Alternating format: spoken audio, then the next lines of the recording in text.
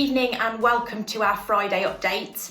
I think we can all agree that this has been if not one of the most challenging weeks that we can all remember. And the landscape continues to change almost on a daily basis at the moment.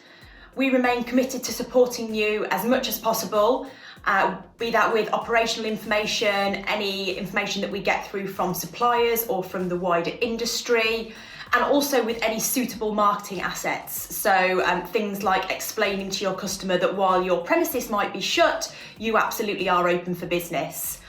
But I think the most pressing issue for next week is going to be getting some clarification on how people can apply for those business interruption loans. So for that reason, we are partnering with Martin from the Travel Trade Consultancy, or TTC. They focus on providing regulatory and financial information and updates.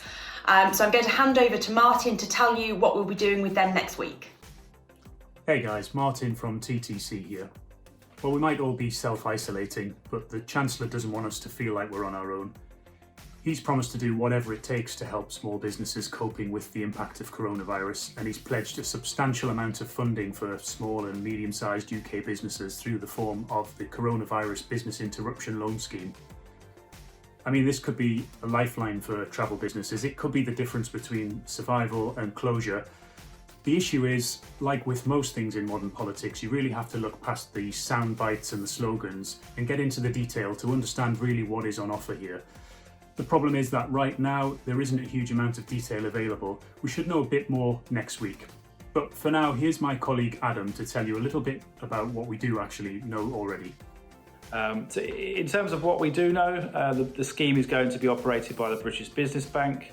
They effectively have a panel of accredited lenders. Most of the major UK banks are in there.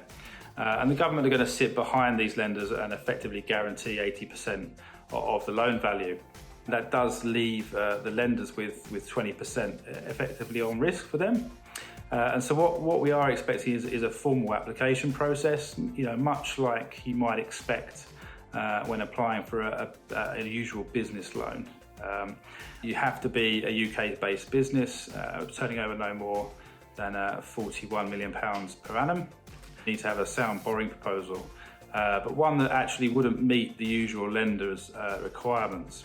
A lender is going to want to assess the business and look at how you've really been trading up to this current crisis. And so I think management accounts are going to be imperative, so I'd have those ready up to date. Certainly also your last financial statements that would hopefully be lodged at a company's house. And most importantly, I think the third thing to think about, and this is definitely going to be something that's looked at, is a forecast for the next at least 9 or 12 months. And I would include, three things: a balance sheet, a profit and loss, and also a cash flow. Going through that kind of process, you should be able to assess really what your business needs are and perhaps how much you might need to borrow to get through these times. But also, be able to demonstrate within those forecasts that actually, when your business comes out of this crisis, then it's going to be able to kind of service that loan and generate enough cash to be able to pay the lender back. If you have a relationship manager with your current bank, then I would certainly pick up the phone if you haven't done so already. They may not be able to give you many details yet, but you certainly put yourself on their radar, and hopefully means that you get information as soon as they do. It's super important that you get the documentation right. Your application, is completed professionally, and you've really thought about, all of the items that I mentioned. This will avoid kind of any real back and forth and just slowing the process down for you if it's critical that you need those funds. Next week, Adam and I will be hosting a webinar for Advantage members where we'll be looking at the Business Interruption Loan Scheme in a bit more detail.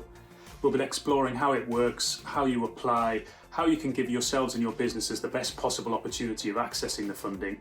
We'll be giving some tips and guides on how you create a financial forecast and a business plan that's needed to support your application, and we'll be answering as many of your questions as we possibly can. Hope you can join us. Thank you, Martin and Adam. The webinar that they mentioned in their update will take place next Wednesday at 2 p.m. via Zoom. You can register for this, and details on how to do that are on the screen now and will also be emailed out.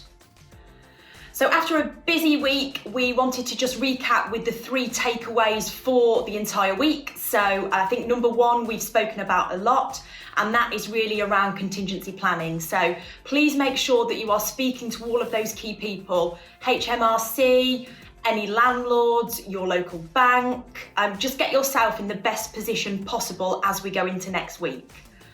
Number 2 is to keep up all of that communication with your customers. I truly believe that there has never been a better time to demonstrate your value and expertise than there is right now. And make sure that you keep up to date with all of the information that we're putting onto the intranet as well. And finally, make sure you look after yourselves and your teams. I know a lot of you won't be used to working at home or managing your teams remotely. So just make sure that you're taking that time out for a bit of a rest in the day. Also checking in with your teams, and lots of great technology out there now to allow you to be able to do that more easily. And finally, I just wanted to end today's update and the week really with some lovely feedback that we are seeing from members and customers. This week I saw a story about one of our members' destination who have been preparing essentials and some grocery packs for some of their elderly customers and delivering those. And I just think it's amazing that we are seeing these stories when we know that businesses are struggling themselves. So to everybody out there, I hope you have a reasonable weekend, and please take care and look out for the next video on Monday evening. Thanks.